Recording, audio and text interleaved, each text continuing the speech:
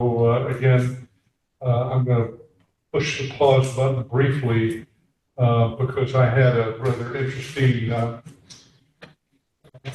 circumstance earlier this week. A friend of mine took a column I had written and turned it into to an artificial intelligence app and asked it to convert it, translate it into a conversation. Suddenly, two articulate people are talking as if they've written, and they're talking about what I wrote. So, as I say, we really are in many ways in twilight time. Now, I prepared a bunch of questions for the end. I'm sure all of you have seen those questions. And, last time I said, just interrupt me anytime. And Mary, seated to my left, did. She's always the disruptor. And I'm not sure that I had much continuity, and I'm going to try to get a little bit of continuity, but I'll warn you, I got up this morning, read the paper, quote unquote, obviously on my iPad, and I thought about a number of things that I needed to include today. So here I am in the office quite early in the morning, making side notes about what I need to include, and I put them on this old medium, stickers. And so I'm going to include a few of those things as we go through this. But, interestingly, artificial intelligence is defined, and there are a lot of different definitions, but this is the one I chose to write down.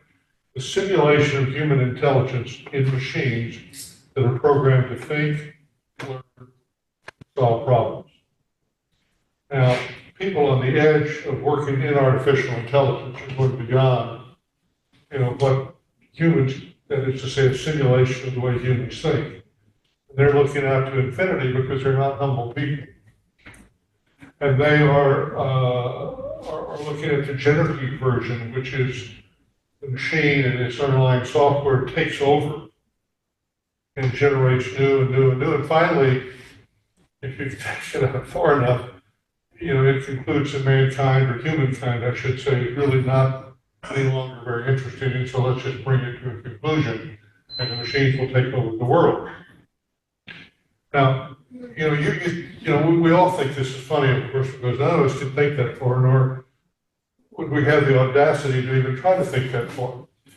But in the last couple of years, my wife and I, first in a novel and secondly on Broadway, are experiencing robots. And so the first book that we read on this, that was called Clara and the Sun. If you read that, raise your hand. Nobody's read that. Read it. It's very interesting. It's an artificial. Clara and the Sun. Clara and the Sun. Clara is spelled K-L-A-R-A. Welcome. Hi, Hans. Can you hear us? Yes. Oh, good. All right. Clara is a child that is quite withdrawn, has difficulty with social interaction, and ends up being paired with a robot. And it was slated for the Booker Prize, so it was really well regarded. It's an Asian name.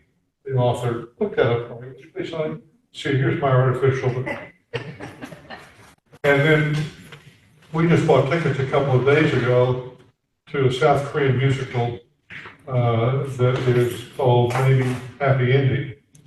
Maybe Happy Ending, as several of you perhaps know, won the Tony this year for the best new musical on Broadway.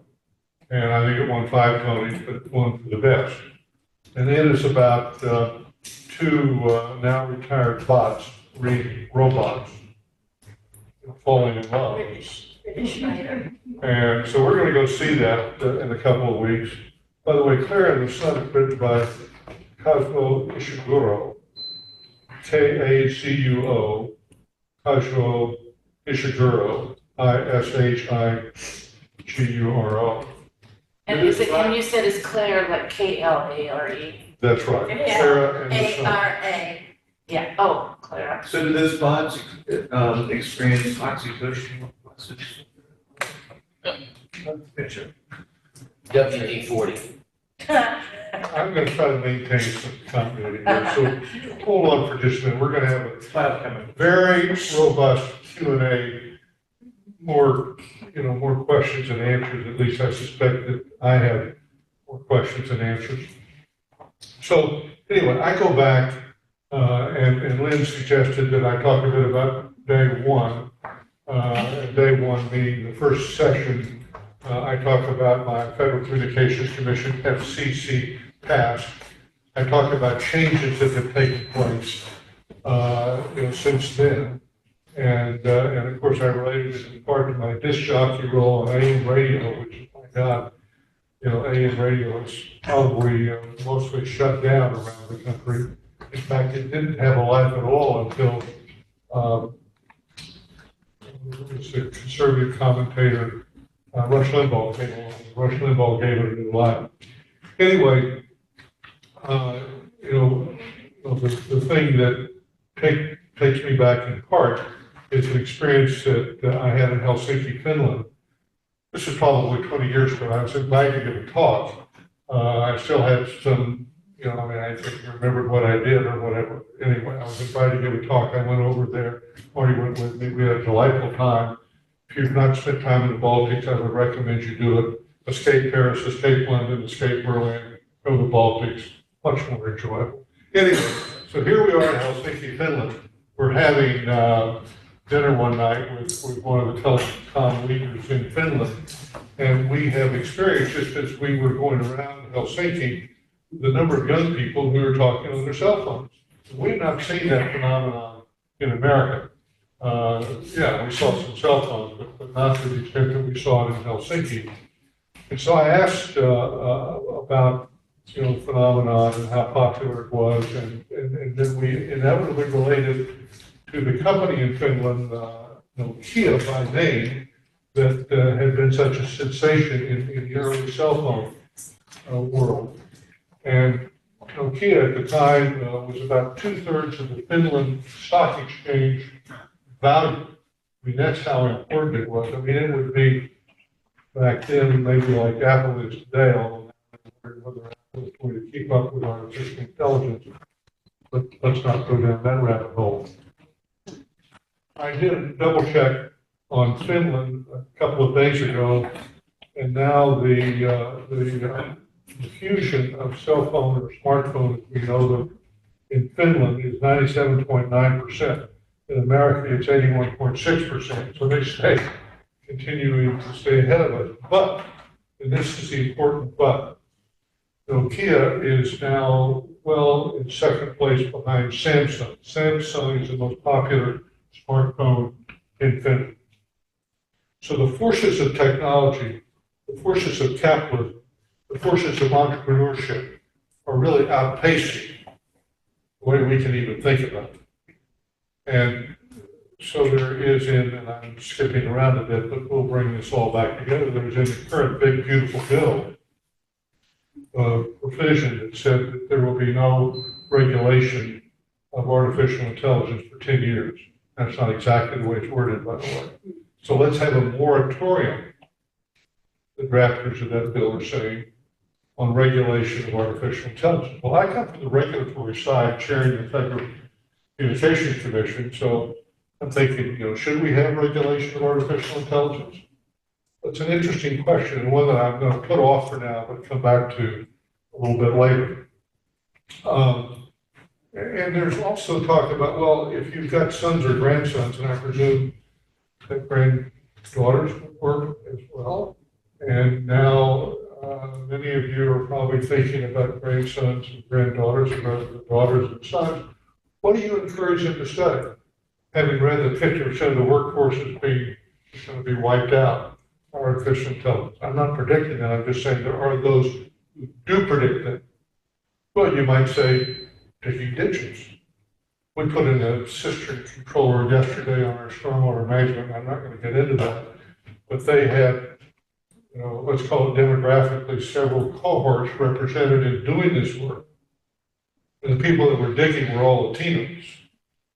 The people putting the controller in for the cistern were not Latinos. Well, Latinos that dig ditches are going to have jobs. We're not going to worry about that. Artificial intelligence is not going to overtake that. But what is it going to overtake? So Google, I read, this is one of my various diversions, And I'm going to quote, the offers, meaning the layoff offers from Google, were extended to employees within its search and advertising unit, as well as research, engineering, and other areas of the company. The company for years has been culling workers as it invested tens of billions of dollars to develop cutting-edge artificial intelligence models and systems. It is said, by the way, that Google in this article is going to be investing $75 billion. That's what they know about in terms of its, movement in artificial intelligence. Well, Meta is doing that, Microsoft is doing that, Apple is doing that. But where the jobs going to be? What are going to be the disciplines that coming out of college or coming out of, what are going to be the disciplines that are valued and will provide you an opening for a good job? I don't know. It's an interesting question. But I do know the diffusion. Landlines. How many here have landlines? That is a phone that sits on a cradle that is connected to a cord. This gentleman has it. Anybody else? He'll have a social line. Two. My son have. Yeah. The story behind landlines is that about at the turn of the century, about the turn of the 20th century, we could begin to use telephony through landlines. And we subsidized that. We thought it would be good for society to have a universality of landlines. So we subsidized it. It took 50 years to get to a 30% penetration. Next 30 years got another 20%, so we got to 50%. We got quickly, without subsidizing smartphones, we got quickly over 80%. So the diffusion rate, the extent of universality is rapid, and the fatalities are numerous. I'm just, my wife says I'm preoccupied with this. I'm less preoccupied with it now than I was a few weeks ago, but I've had a couple of knee replacements in the last 5 months. And they, whatever, chemistry, intrusion into my body, whatever wakes me up early in the morning. And so I'm out on the streets of Oxford at 5 o'clock this morning. Nobody's showing newspapers. Nobody's showing newspapers. You can go to the market in Oxford, you can go to Piazza here in Easton, you can buy a newspaper. But largely, newspapers are a fatality of what's happened. Well, there are a lot of fatalities. Now only 50% of the people buy, I presume households is the way it would be expressed, buy cable services. Most people are now getting the media through streaming services. And so the cable industry is now being spun out. So if you read the Wall Street Journal, you'll read about articles about, say, today, the big articles on Warner Discovery, and it's isolating and spinning out its cable property, by which I mean its cable delivery transmission property. So the world is moving quite rapidly. I am sure that Robert Putnam, and I don't know, I think he's still alive, isn't he? Harvard professor. He is. Rode bowling alone. Yeah, we just did a class on his book. I'm sure he must be spinning. I saw spinning classes coming in. His mind must be spinning. Because when Putnam wrote his book, he wrote about the 4 or 5 factors that were causing a disengagement from civic engagement. One thing was television. My God, television. How unique, how antique. Today the distractions are extraordinary, and the ways to disengage are extraordinary. This gentleman watching us right now is disengaging. He's not here. We don't have the pleasure of his company. We can see him, but we don't have the pleasure of his company. Now, I'm not meaning to pick on you. I apologize for that. But the deeper point is that, all right, so I run the risk of offending people, and I don't want to do that. But so you're single, and you are interested in maybe having a partner or maybe a new husband or wife or whatever, and you think, again, 30, 40 years ago, well, I'll meet them through church, or I'll meet them through some social organization I'm a part of, or I'll go bowling. I'll go bowling, but I won't go bowling alone. I'll join a league, I'll join a team. Maybe I'll meet somebody and I'll fall in love or whatever. Maybe that's still done some places, but largely now we have made that a part of the virtual world that we live in. And, you know, you could go on and on. Reproduction. How about laboratory reproduction as opposed to the reproduction that we thought about as we were growing up? Video games competing with real games. Get out of the basement. Go play baseball. You know, or whatever. I made a lot of my friendships playing Little League Baseball. Well, I know Little League Baseball is still around, or at least by some name it's still around. But the point is that to a really extraordinary, and I think somewhat terrifying degree, we disengage. Trina is going to play now, because this is a pause. And I'm going to tell you what it is, and then you can listen to it. A friend of mine named Steve Ford, like one of my colleagues, I write a column, it's in the spot. So he put the column in an app. I don't even know what the app is called. The app turned it into a discussion. Play it, Trina. It's called Notebook LM.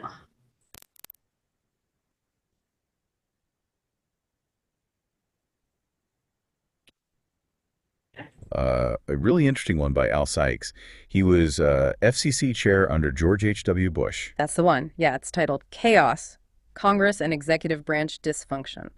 And it's his take, a pretty sharp one, on how things looked government-wise in early 2025. Right. And our goal here in this deep dive is to sort of unpack what he's saying, his main observations, his criticisms about Congress, but also parts of the executive branch. Exactly. It's about understanding his perspective on what he seems to think is fundamentally broken. And he really doesn't hold back. So I'm going to pause right there. My wife is coming in from town a couple of days ago, and she hears an ad about I guess, writing what you would like to write about, fiction. It has to be fiction. And then you turn it over to this provider. The provider writes the book. Yes, that it was a book by anybody, I think was the title of it. And it's either, I think it's an internet site that you go to, and you are asked a whole bunch of questions, you fill out the questions, and they write a book.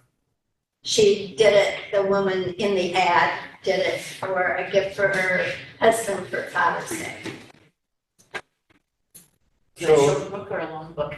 I would imagine short, but I just looked it up. It's booked by anyone. It says create and print a full satirical book in 2 minutes. So to some degree, the question is where we are, you know, and where we're going, as I was saying to Marty as we were driving in, I said, you know, much of what we think about tomorrow comes from what we remember about yesterday. And so basically this says, we're unloosed. I'm sure that's probably not a word, but I just used it. We're unloosed. We don't have to think only about tomorrow in the context of the rearview mirror.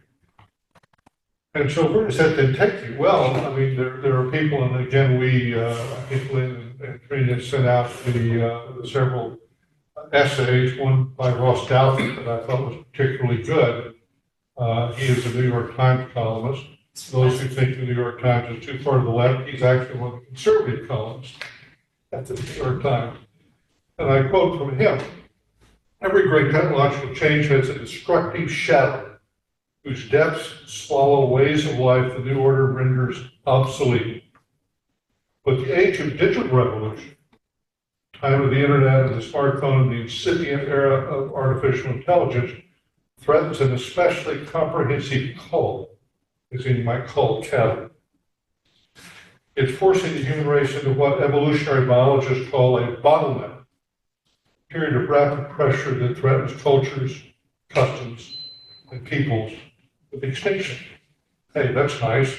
My age, I don't really worry about that, but you know, perhaps we should think about in terms of the generations of, in my case, Sykeses to follow. I don't know that we do that. You know, there is one, I think this is a Matthew, lost here, Purdy, if I recall. Yeah, Matthew Purdy citing Elon Musk and citing the comments of Jamie Dimon, who was the CEO of JP Morgan Chase about Musk. And he said, say what you will about Musk, the man thinks ahead.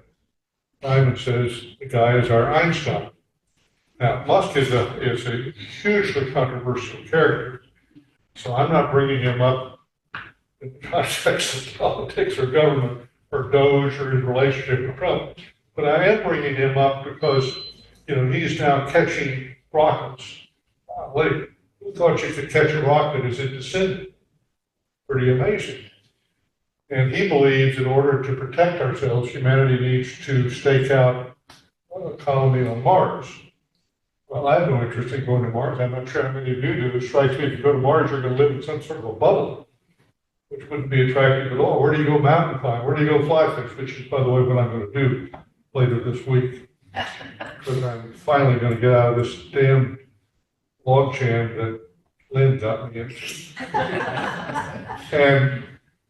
But again, the techno future is really quite extraordinary, and Musk is, in a sense, an archetype of people that run Meta, and that run Alphabet, and that run Microsoft, and that run Apple, and a lot of people that we don't know about that are at Carnegie Mellon or MIT, or trying to avoid the names of the colleges that are in real trouble, so I won't name Harvard. But anyway, I don't know where we're going. I do know that I've read a lot. There is a view that Musk speaks of in the context of a word you probably don't use in your everyday conversation. Well, singularity. So where are we headed? Well, singularity is said to be a hypothetical future point when technology growth becomes uncontrollable and irreversible, resulting in unpredictable changes to human civilization. How do you like that? So if I have not brought you into the same entangled bubble that I've been in, then I have failed. But I'm just about ready to turn to questions and answers. I can tell you that I do use artificial intelligence. I know my wife does. We will use it often preparatory to going to see a doctor, so the right questions to ask, not that we're going to take what the artificial intelligence or the various websites tell us, but at least we perhaps are smarter getting to the doctor's office than we have earlier been. I used it this morning to do some research, particularly on Robert Putnam. I read that book when it came out 20 plus years ago, so I wanted to get a summary of it. I didn't have time to reread the book, and it gave me an enlightening speed of summary, a really good summary of the book. So I know maybe more than I did, but I don't know it in the context of what I did in Washington. What I did in Washington, sort of spanned going from analog to digital. And it brought forward digital networks, both wired and wireless digital network. And we expanded the number of satellite slots and transmission frequencies for satellite communications. So we really hit at the beginning of this world. And I can tell you what that's done. It has taken us all into an entirely new world, not one we grew up in. Not one we grew up in. Where this next world of artificial intelligence is going to take us, I don't know. And I think I would be a fool to try to predict. So anyhow, that's where I am. We are now about 30 minutes in, and we get to questions and answers. And I'm really eager to hear the answers. Okay, Lynn's got something. No, please just talk one at a time, and I think you had your hand up first. It's sort of an observation. You said I don't know what I did. It would be interesting to ask ChatGPT what you accomplished when you were the Federal Trade Commission. Yeah. There you are, Marty. I brought my artificial You might want to do it for everybody. It would be interesting. She's not robotic, but Its perspective versus yours. that's really an embarrassing question. No. I just don't know how deep it can dive into regulatory documents and how much it just makes up things, which I've been told it does. I can say with some vanity of loss, if University of Pennsylvania wanted my papers, so they took those in about a year ago. And I don't know the extent to which they have become a part of a large language model, LLMs, which is what these artificial bots draw from. But anyway. So what's it? He played a pivotal role in shaping the early foundations of the modern digital and wireless era. Appointed by President George H.W. Bush, his tenure was marked by a strong focus on deregulation, technological innovation, and expanding competition in telecommunications and media. And then it lists all these accomplishments and then his legacy and a legacy. Wow, it's really nice. Al Sykes is often credited with prescient leadership at a critical transitional time from analog to digital. Wow. Anyway. Yay. So Bob, you had a question? I think it starts with an observation. It would seem, well, first observation, I'm not so sure that government regulation or over-regulation always has good outcomes. And with that in mind, I took a couple of notes on this purple marker here, as you were talking about artificial intelligence. How does that impact critical thinking in the sense that we have young people in schools these days who can't write a cogent paragraph? And so what does that do to human development? What does that do to a brain atrophy? What does that ultimately do to human evolution? Well, you know, as I said in a section of our back and forth, I don't know, but I will say this, because I'm never at a complete loss for words.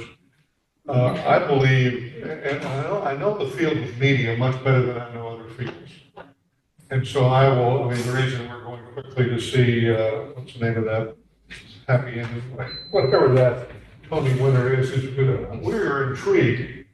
Maybe I'm a little bit more intrigued than my wife, but we're intrigued with what's happening in the world of creativity.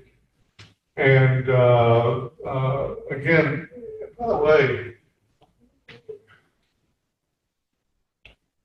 so I'm going to give you some thoughts that are just really fresh right in this moment. I spent quite a bit of time in Japan in the early part of my government service, which was through the Department of Commerce, because we were trying to get a telecommunications trade agreement with the Japanese. The Japanese are much more orderly than the Koreans. I spent quite a bit of time in South Korea. The South Koreans are now, again, thinkers, creators. Again, Clara and the Sun, maybe happy ending, Tony Winter. And I found the Japanese really much easier to deal with. The Koreans were somewhat raucous, and they gave you fairly harsh feedback if they didn't like the direction you were trying to take them. And maybe that's to some degree an outgrowth of a genetic outgrowth, who knows? But then they have been side by side to a hostile power. And in Japan, at least in recent history, of course, has not been threatened. And my own view is that you can ask, as Marty was calling that advertisement, you can ask somebody to write a book for you. But they're probably going to replicate, not originate. And so their personal experiences that form their emotional framework and their imaginary framework is going to be largely absent or replicated, copied. So my guess is that 10 years from now, we're not going to be reading things so much, well, maybe we will in the analytical world, in the nonfiction world, but in the fiction world, I think we're going to be reading or watching things that are more original that come from people, not from machines, or from the artificial, or should be the software that's in the machines. So maybe a comment about that. Doug, what are your thoughts about that? You keep up with technology, Mr. Engineer. Well, I think AI is, I think AI is going to have a lot of powerful opportunities for it. But you know, at the end of the day, I still believe in human creativity. I mean, the arts, music, a machine can maybe make it, but it kind of, if you look at musicians, and I'm a fan of Dr. Rock. I don't know if he does this analysis of rock songs from the 60s and 70s. And he always talks about where the passion, the artist that motivated them to create the music. And I'm not sure a machine can capture that. I'll give you a very topical example. Brian Wilson died yesterday. Everybody know who Brian Wilson? Yes. Brian Wilson was the lead of the Beach Boys. Okay. Now, had he grown up in Iowa, would he have written California Girl? So, So to some degree, Brian Wilson, and I'll wrap this up quickly because I don't want to sing again. But I mean, Brian Wilson was a product of his creativity, was a product of where he grew up. And it was a product of you know, you could call it musical genius. I mean, most people think of Mozart as a musical genius, not Brian Wilson as a musical genius, but he made a lot more money than Mozart did. Anyway. so my comment is as a scientist and regulation of AI. Two things. One is I was at a neurosciences seminar, and they had a speaker there talking about the biases produced by AI and the people that are training it. And so they were trying to do an analysis of what those biases were and how it might affect the outcome. The second observation is regarding reproduction and how there's been a lot of effort to do reproduction in vitro and create different organisms, including humans. And I know that the government has been very strong about regulating that and the creation of life and how human tissue is used and those kinds of things. So I think there are issues regarding AI and how it could be used that possibly should be regulated and controlled, although I don't know how you can do that. Are they talking about using AI with regard to the fertilization, reproductive types of? No, but this is what people do, and we have ethics groups and different research organizations that do that. And there have been bans on use of certain things, human placentas or what have you, in various parts of the world, but not every country follows those bans. So the ethics idea is probably Well, I'm going to let Bob, and then I come in and want to say this, but hey, Bob. I think AI does have some role in, not perhaps reproduction, but there is a technique called next-gen sequencing, where we look at genomic code from plants to humans. In the human genome, we use NGS or next-gen sequencing to produce about 52 pages of data in 4-point font with no paragraph breaks. We only know what about the first page and a half means. So will artificial intelligence be able to unlock what some of these data mean? And will that make a difference in how Homo sapiens goes forward in the future in terms of disease control, in terms of intelligence, in terms of producing left-handed pictures as opposed to right-handed pictures? We don't know where that's going to go, I think. well, they're already seeing AI used in a lot of healthcare applications to great effect. They're using it in cancer research. They're using it. Radiologists use it to help find things in their X-rays, or the whatever they call them now, the images that they might have missed. But we're talking about people that are good and have noble goals versus people that are not good. And there are people who aren't good, good and evil. Wow, it goes back to that. You know, one of the thoughts I had, and Carolyn, jump in please, is that I think certainly 2 generations ago, maybe a generation ago in the government framework, you would probably have a presidential commission to look into the subject and come back with a report to the Congress, obviously to the executive branch, and recommend what, if anything, they thought should be done protectively in the area of regulation. We can't do that today. Why can't we? Why can't we? Well, because Trump would appoint a bunch of his people who would then say It's a what he different wanted thing. them to say. That's why it worries me. We had Pam He said Bondi and regulation. Pam Bondi.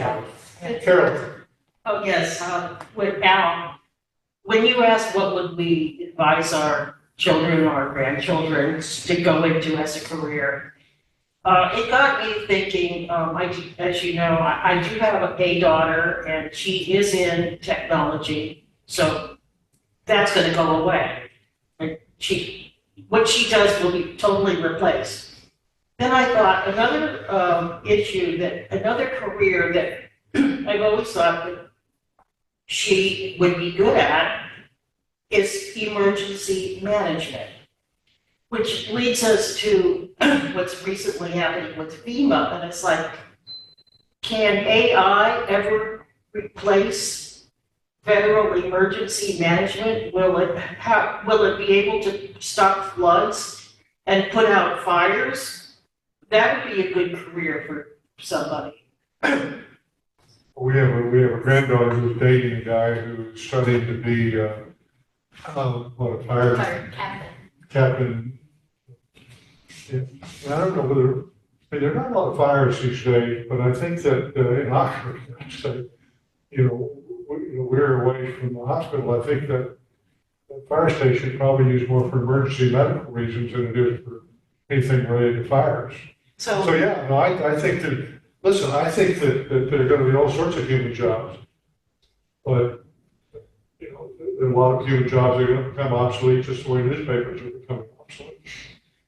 So when you comment about can they put out fires and help with that sort of thing, that reminds me of a company that Bob and I were consulting with almost 2 decades ago. They had two products that used artificial intelligence.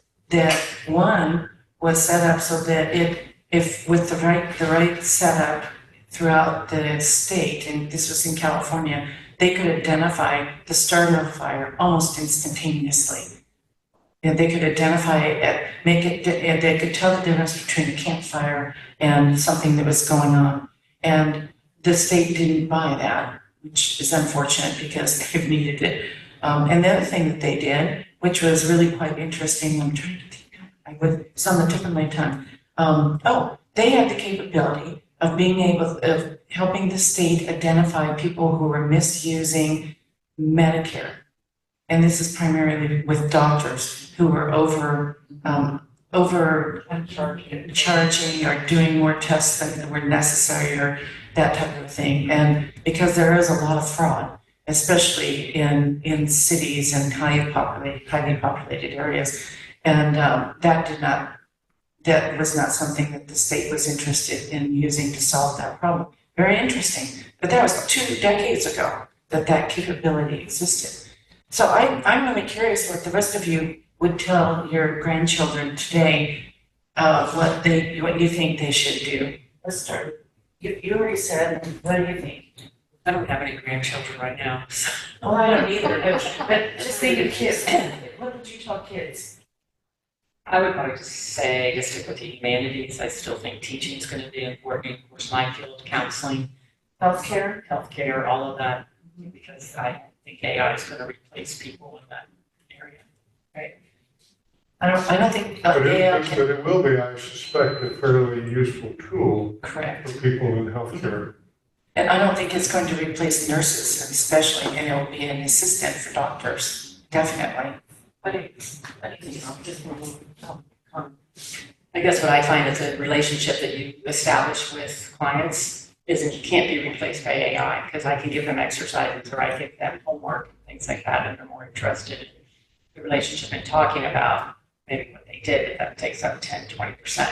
See, I can imagine, and I'm probably, a bit out of the context in which you're thinking, I can imagine that we're going to be in a moment where at least our initial doctor visit, unless it's an emergency, is going to be a virtual visit. And the interface is going to be an artificial intelligence interface. And that the robot, speaking, I was going to ask a series of questions. We're going to answer them. There'll be prompts, so if we answer one way, the robot will go in a different direction. And then there'll be a profile that will go to the doctor. And there'll be a determination as to whether we need to come in or not, or what pharmaceutical needs to be, et cetera. Now, in the case of mental health, I would less anticipate, the convergence of AI. But I want to just mention with regard to fire, and if I'm in Canada, I'm wanting an artificial intelligence system that takes in all of the atmospheric and weather and other inputs and tells me where to forward my firefighting assets for next summer. I got every summer we have these huge fire. So I just think there are a lot of ways it can be used. This is a big question. We are, by the way, I said by the time they're gonna get to me, I'm gonna run out of things to say. Right. You know what he's talking about. I just want to go outside. I would say, one thing I can say, I'm using my soccer coach voice. I think for a younger generation, they need to set higher expectations. I don't think we set high expectations. Arthur Ashe was plugging this book several decades ago. I heard him on a Los Angeles radio station, and he said, why is it that when Asians come to this country, within one generation, they're all eye doctors? Now, it was kind of a facetious comment, but the fact is that I see, working with young people, parents and teachers don't set high expectations. And young people will rise to the level of expectation. So if it's a low bar, that's where they're going to end up. And I think that I have a tendency to kind of push them. Okay. That's Well, probably like the Scripps Say again? spelling bee. Scripps spelling bee. People that usually, yeah, are winning. Are the ones who were the word questions. Oh, Well, yeah. I think People are really it didn't need to be a net comment, but the fact is that Asian parents generally set So very that's, high Well, there was a book that was quite controversial, and I think the name of the book was Tiger Mom. Yes. And it was written by a New York-based Asian American. I can't recall her name. It was a her that wrote the book. Obviously, write about, I guess, herself. Tiger Mom in Tehran, was that it? I'm sorry. Was it the Tiger Mom in Tehran? I don't think so. I don't think so. I know it's. That was the first one. Marty, look it up. Yeah. Human assistant. I'm not sure about that title. Maybe Amy Schumer. I think for some of the Yeah, sure. trades, construction, electricians, all those things they need, and they're becoming more specialized too. So I think, and they could make decent living too. Bingo, I remember Very the good. author's name, Amy Shua. And what's the title of the book? Tiger Mom. Battle Hymn of the Battle Tiger Hymn. Mom. Battle Hymn of the Tiger Mom. I'm sorry, we stepped on your comments, and so state them again, please. I was just saying, I think some things in like construction or The trades. trades, I think more people are going to those. I would agree with that. I mean, my father's life was turned upside down. Small town retailer, hardware, sporting goods, stuff like that. Walmart comes to town. Walmart uses just-in-time inventory, has a little satellite network. I say a big satellite network.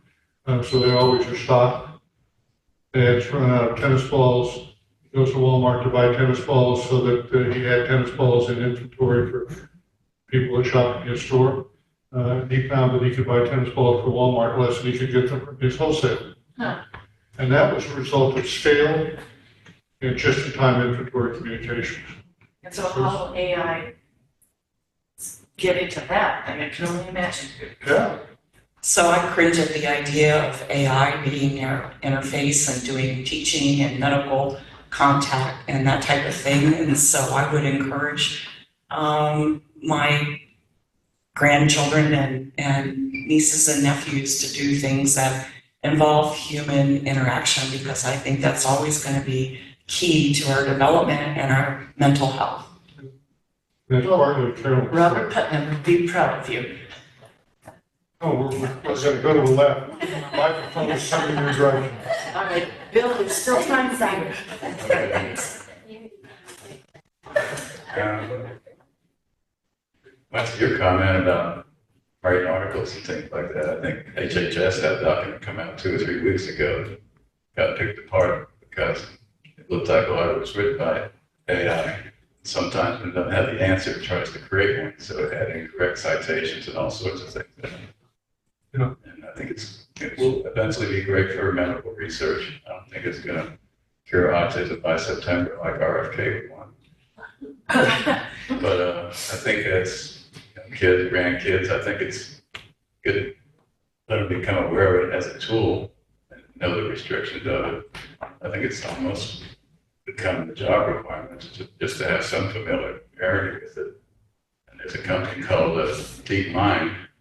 A documentary came out on it. It's called what? DeepMind. I was going to email you an article I found on it, but I didn't see you find it. No link to your email until this morning. But Google started in UK in 4 years, 2010 or something. Peter Thiel wanted to subsidize it, but he wanted to live in Silicon Valley, but didn't keep the UK. And they became very successful. Google ended up buying them 4 years later. They're still around. So they covered a lot of good things. Yeah, I mean, we've got some real interesting competition questions.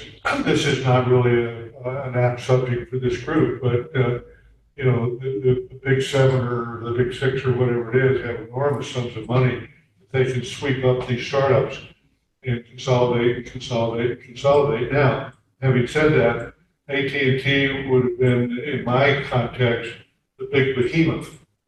But AT&T, much like Nokia in Finland, is now really an afterthought. I mean, it exists. I'm not meaning to minimize it too much, but it's not in the top so many companies, nor is Nokia any longer in the top so many companies. So we are dependent. BlackBerry.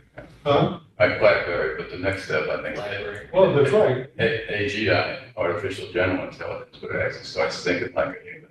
That's the Right. next step. It's scary. Yeah. Right. To your earlier point, my best friend, her son originally wanted to program games. He grew up playing them, so he wanted to go to college and learn to be a programmer. And somehow he must have run into it, taken a class that opened his eyes, and he instead got a degree in business and then is now working in a company managing it. So funny, because my brother lost his job to AI in the video game world, and he lost it to AI, and he said, I wish I'd gone in another career, because, you know, he got a three-year degree, and it's just like, what's he gonna do with it now? Well, yeah, you know, a decade and a half ago, that was the big thing. Everyone, oh, you got to be a programmer. And like Bob was telling me about, Access that through Google. Just a search. so Bob just Yeah, you was just search on that title, because I found it Yeah. too. So Bob was telling me yesterday about he was on a conference call with a ninth grader who said, "Oh, I can set up a website for the STEM camp," and so he linked Bob in, and he started writing code, and wham! Yeah, all of a sudden they had this great website up. It's amazing. These kids are learning this so early, but it's not. I don't know what good is going to do them in the long run if AI takes over. Must think.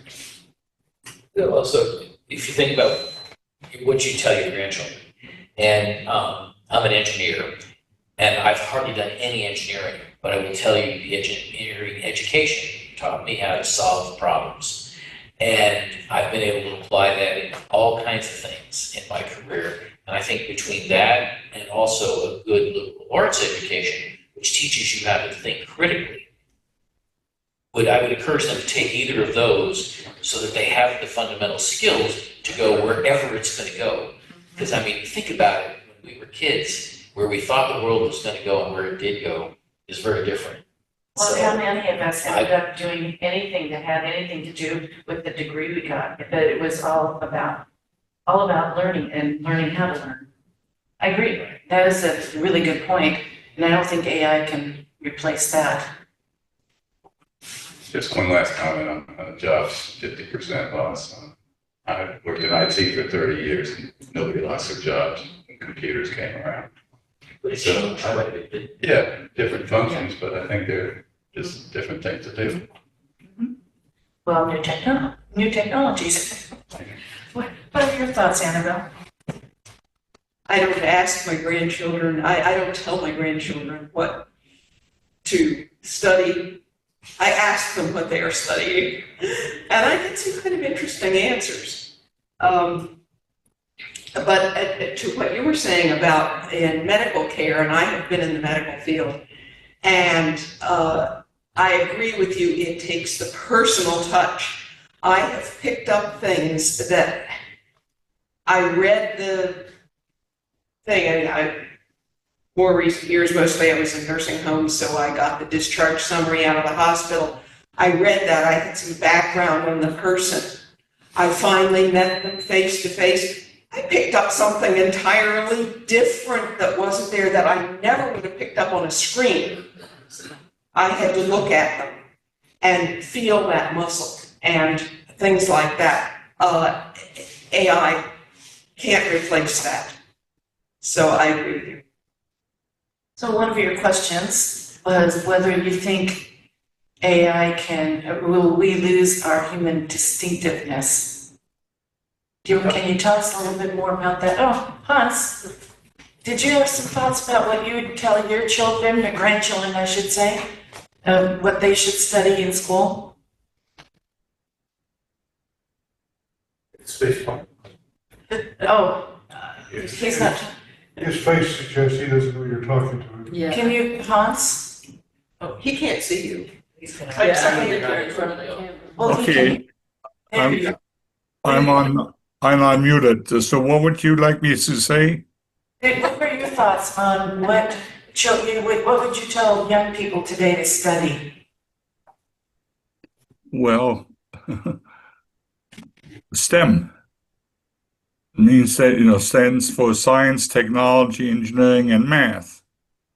And, we are being out-engineered at a rapid rate by the Chinese, the Indians, the Koreans, and many others, because people in this country, or kids particularly, don't have an interest in STEM.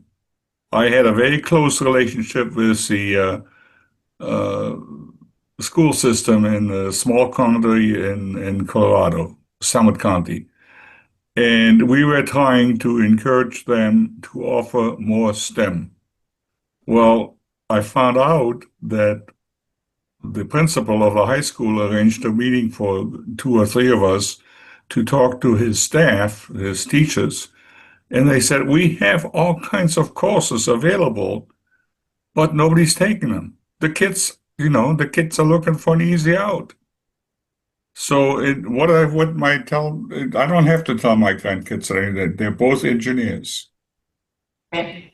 So I saw hands go up on both sides of the room about that. Doug, what were your thoughts? Oh, no, I was pointing back. Oh, you was pointing, and I think that means you're raising your hand. So. Well, no, I was just pointing because I was agreeing with something you said earlier that tied into what Hans said. Okay, yeah.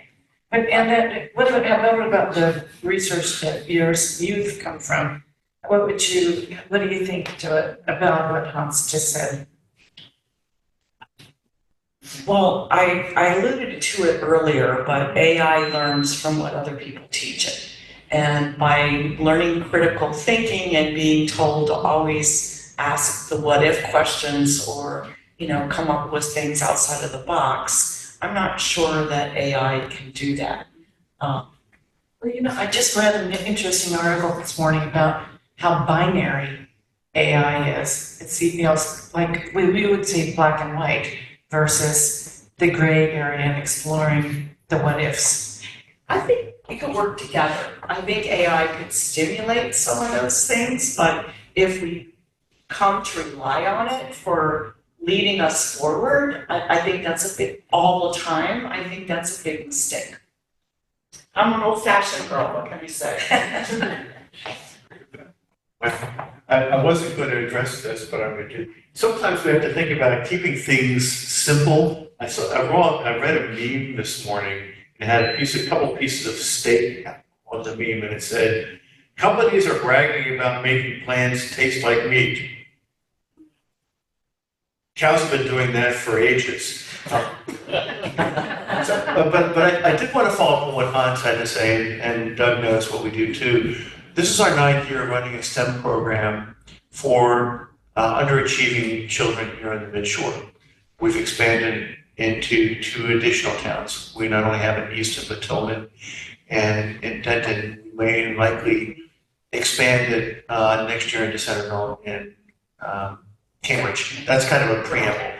What I'm getting at is that we encourage the young kids, the elementary school kids, to think about science. We're not going to teach them how to derive a Laplace transform, but we're going to show them that science is fun. Then the other cohort are the teenagers, and they run the camp. I don't. They do. And there are times when they will say, "Hey, Mr. DeGore, how do I solve this problem?" or "How do I do that?" And I give them the Iraqi hand salute, palms towards the sky. I say, "I don't know. How are you going to do it?" And so I think too often we try to do things. I see in different situations where adults try to do it for that teenager instead of allowing them to figure it out. Gets back to what Doug said too, problem solving and taking accountability for what they do. You know, one thing that I remember from watching one day of your STEM camp years ago, the difference between the second graders and how enthusiastic they are. And then you get step into the room with the 4th graders and the 5th graders, and it's all disappeared. And a lot of it is from peer pressure. A lot of it probably from distractions. But I wonder if AI could become a tool that helps us keep that interest in some way.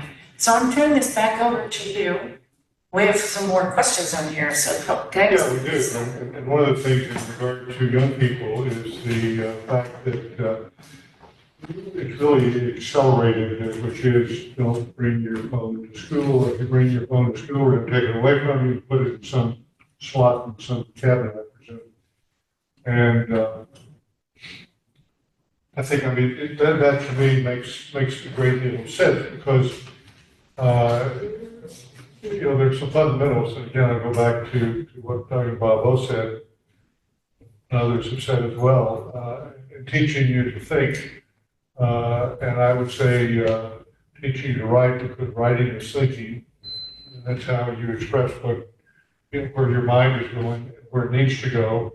And so a lot of this, I say a lot of this, so that's way too broad. At least some of the countervailing forces need to occur in the school system. What confidence do we have that, and this is obviously my question on this, what confidence do we have that the school system is equal to taking into account these sort of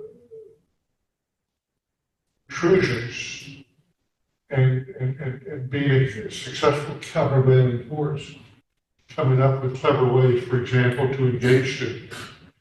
We use, I'm going to take this one step further. I started an organization called Read Alliance in New York. It pairs teenagers as tutors with young children that read below grade level. Watched a number of sessions. And COVID hit. Marty and I watched a session or two. You couldn't keep the young person's attention. And many have written about this, and I'm not going to go on and on about how the COVID almost superseded education in many circumstances. We're talking about, again, children from families that are not necessarily bringing those children along, much less being a tiger mom that insists that the child do whatever, get a good STEM education, to Hans' point. So I really do worry about where this next generation is going in the context of where we are today. I think cell phones are a little brother to AI in some senses. I would say I was coerced into, I was encouraged by the school superintendent becoming a substitute teacher for a while. Right. And at the beginning of every class, I would say, your job, I would say this to students, your job when you come in this building every morning is to learn. My job is to make sure that you have an environment where you do learn. If you use your cell phone during this classroom period, I will confiscate your phone and you will get it at the end of the day from your principal. If you use your computer for something other than the lesson plan, I will confiscate it and you will get it at the end of the day from the principal. So if I might interrupt you, Bob, one of the problems, because I asked Sharon Pedicati about this, and at the time, they were still getting a tremendous amount of pushback from the parents about taking the phones away from the kids. And I think ultimately they did a test on that and it went well. And a number of other school systems are now taking phones away because the teachers have a phone, the teachers have a landline. If something bad happens, there are ways to communicate. But the balance of that is that what they found, and I think that Trina would probably have an opinion about this too, as a former teacher, is that when kids have these phones on their desk, we already know that phones facing all the interactions with it have had disastrous effects on children. You could talk about this forever, Carolyn, but they also have disastrous effects on learning because of the distraction factor. So if I could just make an interesting comment, my daughter is a 10th grade high school math teacher. And in her school, they've made it, okay, my daughter says, I will not touch their phones. I'm not going to be responsible for the cost. But what they've decided to do, and the kids have agreed, is there's a brown paper bag, and they put the phone in a brown paper bag, and they crinkle it shut, so that if the kid goes to open it, you can hear it crinkling. And now, she's been teaching for 15 years. She said, I almost burst into tears. I said, I had to shush my class. And I said, what do you mean shush your class? They were talking to each other. And they haven't done that in years. Oh. Because they didn't have their phones and they started interacting with each other. Yeah. Well, part of the problem has been that I just forgot it now. It was something, don't you hate that when they get this idea in your head and then you hear another idea and you forget it? Okay, so phones in schools. I have an idea. Does anybody think that we could possibly go backwards in education? I don't mean that in a bad way, in a good way, because I guess I read that at least one school is enforcing learning script again, because they found out that it highly correlates with thinking and ability to understand math and science. I don't know how they did that, but do you think that can happen when teachers force their kids to punctuate a sentence? Or is that just too idealistic? So where does AI fit into that? Well, I don't know. It is common today to read about AI fitting in almost everything. It is common with me when I have questions to say, I don't know. But some of this takes me well beyond. I think you have to be internal to teaching to understand how it can constructively be used. But I do think it is destructive both because of its distraction in a school setting and because of the peer pressure that can result beyond school, the shaming, and the suicide rate is going up among children. And so that's not AI, but it is what we are doing through that technology thing that we call a phone. Yeah. And now Johnny Ivey who was the brilliant mind behind an awful lot of what was done at Apple, and joined with, I think, Sam Altman, one of the AI people, to come up with a new device. We talked about it in terms of glasses and clip-ons. This has destroyed my very nice collar, by the way. That's why I'm holding this, because Beat it's. me up, Scotty. Beat me up, Scotty. Yeah, exactly. But to me, there are so many societal issues. And education is certainly one of the places that is probably the most important. But, health care, I think, is hugely important. And I think I can see ways it can be used, not going to take you on in regard to leaving that the face-to-face interaction is important. I think it is. I think that could be at stage 2, not stage 1. Oh, you mean have AI diagnose the problem first and then provide that information so that the professional can guide her consulting that way? I think too often, and I read about this in socialist countries, especially where healthcare is universally provided, and where people have a problem, and it takes them a long, long time to talk to somebody who's a professional, much less get in, for an appointment. And that's not uncharacteristic here. The needs that I referred to, I get done at the Hospital for Special Surgery in New York. It's very revealing. Now, that's an expensive place to go. So the end result is that they have deployed the extra revenue that they might get that maybe a doctor here in Easton couldn't get, and they provide a staff.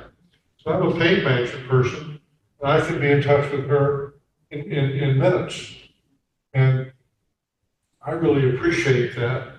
And I think that the detachment of a bunch of healthcare from the patient is a problem that needs to be solved. Can I bring it back to kind of talking about regulating AI or what we should do? There were lessons that you learned in regulating the communications, Right. and that you saw, and I'm sure there were things that were effective and there were things that weren't effective.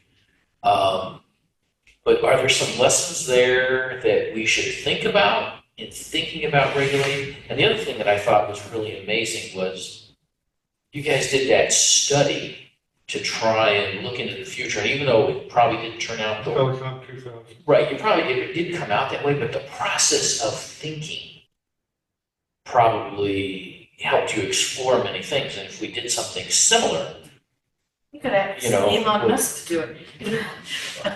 Well, that's right, Doug.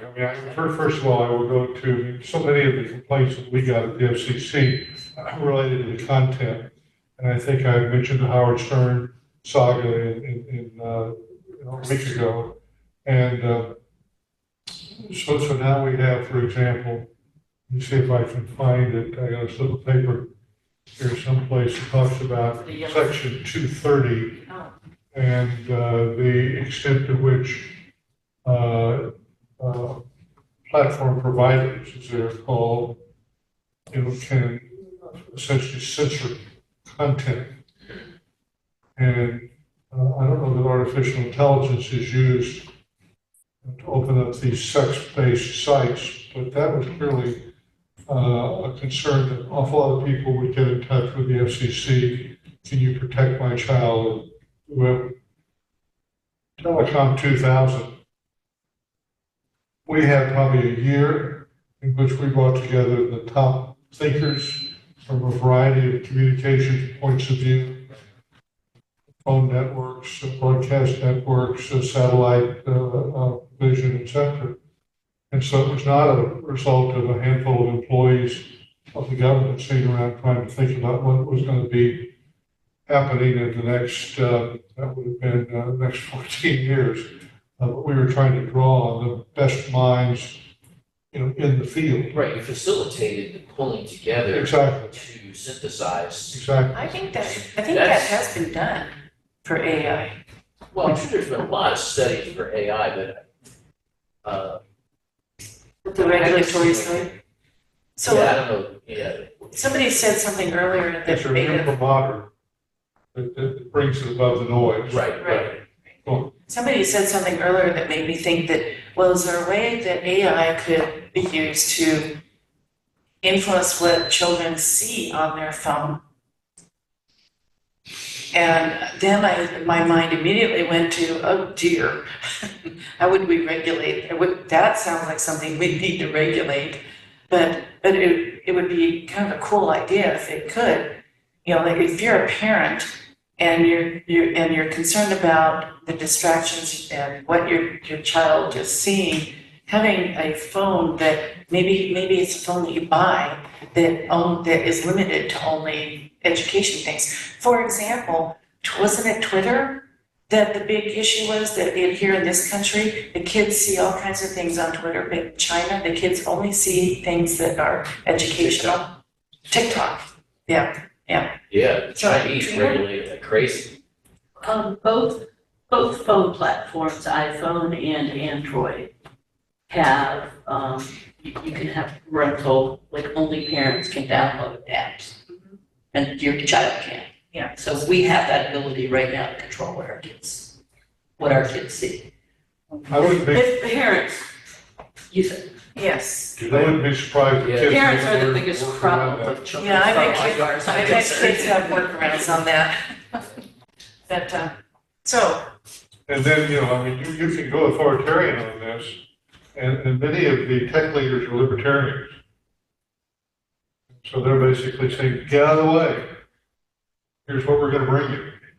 so you have a question that goes, in your list of questions that goes beyond, and might be a good way to close our, to get our discussion wrapped up. I'm And gonna close it out with Deuteronomy. perfect, but in you have a question about what happens to societal relations in a virtual world, and that could also include societal relations in an international way as well, right? We've already opened up the web, opened this up to everyone in the world, and the internet, web being internet, did. What could AI, how could AI influence what we think of the Chinese or what we think of Russians or any of those different societal characters that we consider enemies today? Well, you have to be, not answering specifically, Lynn, but I will answer generally. You have to be an exceedingly authoritarian, autocratic nation if you're going to avoid a lot of what we are concerned with. So let me go back to Korea. The two Koreas exist side by side. North Korea kills you if you stray too far toward South Korea in anything, by the way. And China does too. Well, China, I don't perceive to be nearly the problem that North Korea would pose. When you say proceed, you mean even ideologically, or you speak Yeah. not just physically? Okay. I mean, Kim Jong-un, he wants total control. And even he is finding that difficult. I remember my interface with the German, the Deutsche regulator, and he indicated that the satellite had been a source of destabilization of East Germany. That the government was not able to regulate sufficiently the reception of satellite of information by satellite, imaging by satellite. And therefore the East Germans saw what they didn't get because of the East German authoritarian government. That eventually led to East Germany changing, the Berlin Wall coming down. It was, the last 2 weeks, the North Korean new big ship just turned over on its side. And that image went out internationally. But not today. Probably not internally. Probably not. It certainly discredited Kim Jong-un. So to this point, you have an expert on the screen. Hans was in East Germany at the time of the wall coming down, right? Hans, you were fairly familiar with that. And I was curious when you talked about satellite communications, were you saying that the East Germans were not getting any information from the rest of Germany, or that what predicated the downfall was that they started to see more of what the rest of it was? Yeah. Hans, what is your thought, Hans? Well, so many things in our world are really based on culture. And the Russians came and invaded or, conquered Germany and tried to remake the East German mind to be more like the Russians. It never took hold because the Germans weren't Russians. The Germans had their own culture. And when you say they didn't get information, that's totally wrong. They got virtually every information from the West, and that's why they built the wall, because they got the information that was, seductive. And they basically what happened to East Germany, they would educate a young person, and as soon as the young person was educated, they would flee to West Germany. And that's why they built the wall.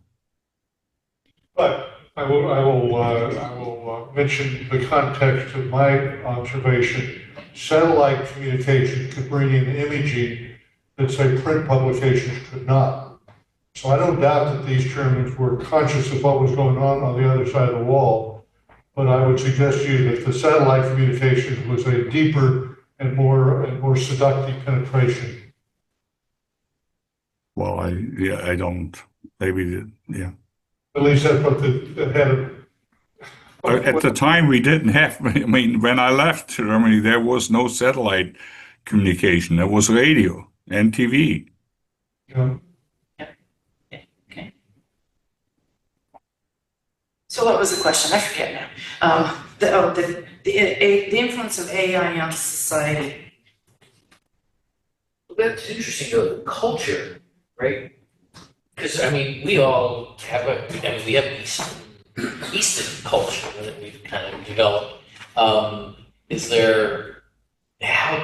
Can AI, well, it can certainly influence it by the information it gives us, but can it create culture, or is that really a human quality? The AI will not be able to. Well, I'll go back to Brian Wilson writing California Girl. AI would not probably provoke that, but I do think it can become a factor. To me, and I know we're running short on time, it could go in many different directions. But it's, I see it more as a utilitarian proposition than as a creative proposition. And the creative ends up having more effect on the culture than the utilitarian. That's a good point. So you were touching on The culture is a lot of different facets. Right. It's very comprehensive, so maybe it could have an influence on some, but a lot of them, food, language, religion, beliefs, way of life. It's like having emotion in robots. Well, streaming services now, you can get anything British you want. So many of these series are produced by the BBC. and Bob can watch real football from Germany. But again, the world is open now, with the exception maybe of North Korea and parts of Africa. I'd like to connect what Hans had to say with your early career in radio. We had a friend that grew up in Eastern Germany, and it's interesting how you can't mock radio waves.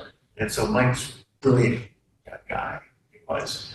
And on the weekends, he would listen to real football with round balls from West Germany.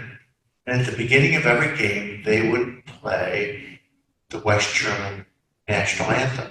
And this fellow who could speak Russian, German, and English, a brilliant mind, didn't take long for him to memorize and whistle the West German national anthem.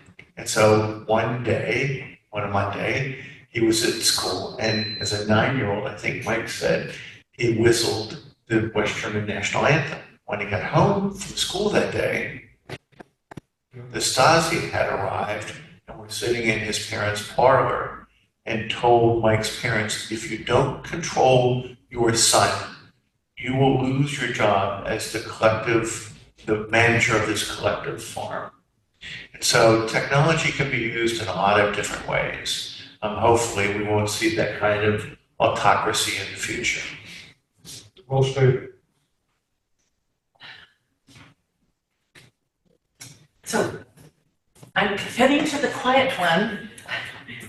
No, you I don't have anything more to add. You are our international traveler. Yeah, that's true. Hey, yeah. What was the question? AI? So you have the influence on society. What do you see now and in the future? Maybe just like an extension of the basic search engines now. I mean, my news feed, I look up certain things, like gardening, for instance.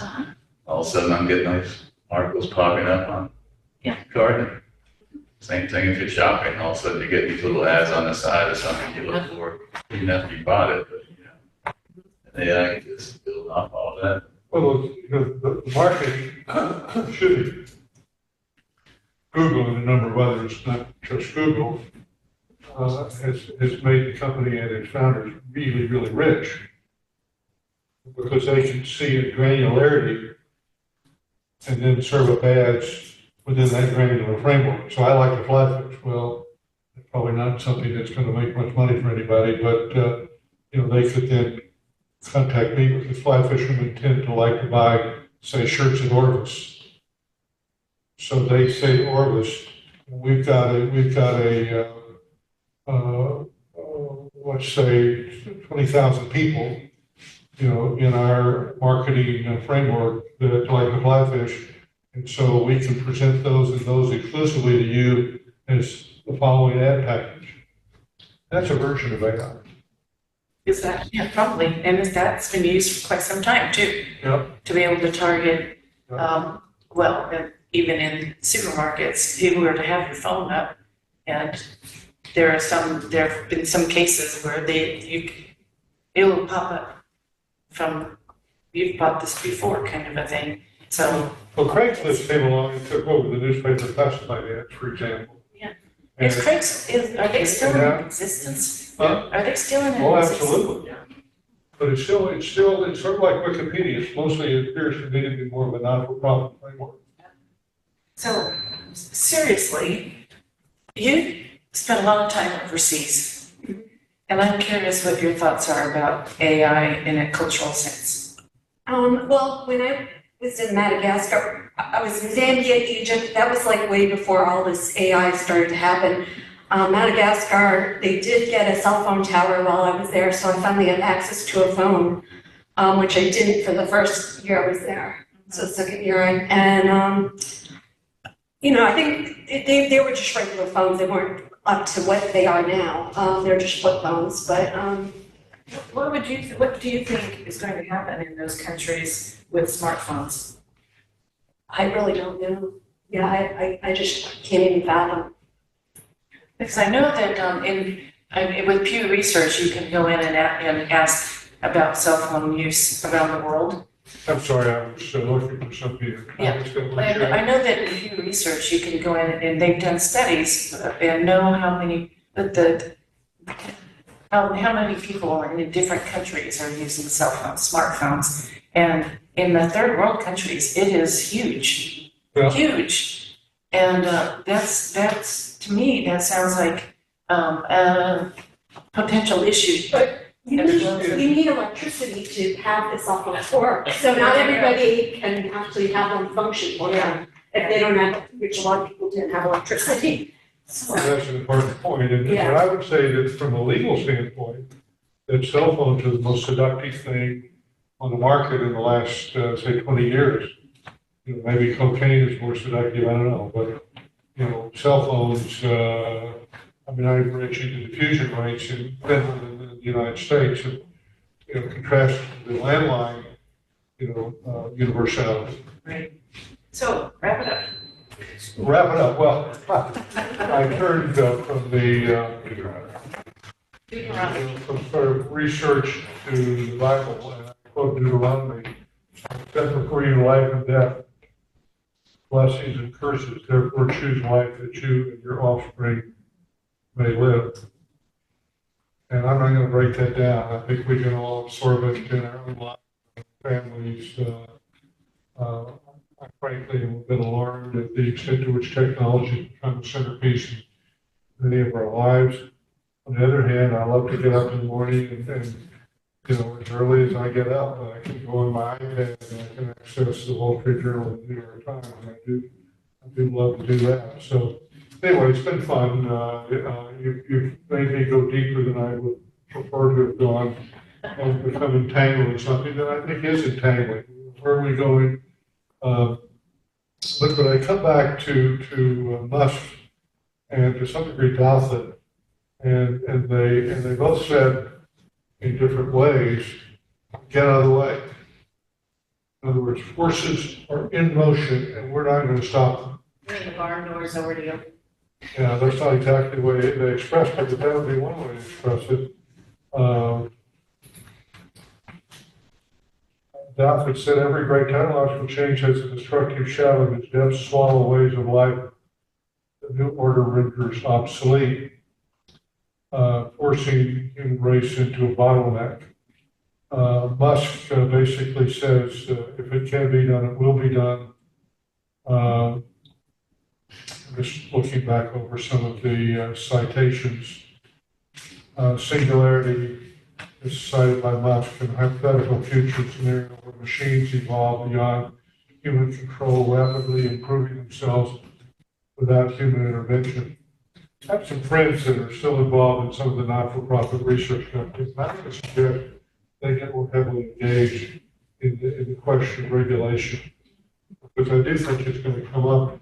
I really wish it could be broken out as a big bill that's before the Congress into an individual legislative enactment so that we could have a conversation about this and not wrap it up in some other stuff. I bet we'd all be interested to see if you can get any movement on that with your friends. So thank you so much for going down this rabbit hole. Through the looking glass. Oh, okay, going through the looking glass. And I know because I've talked to, and it does become a rabbit hole, and you keep seeing more and more and more, and it's hard. But thank you so much for doing this. You're welcome.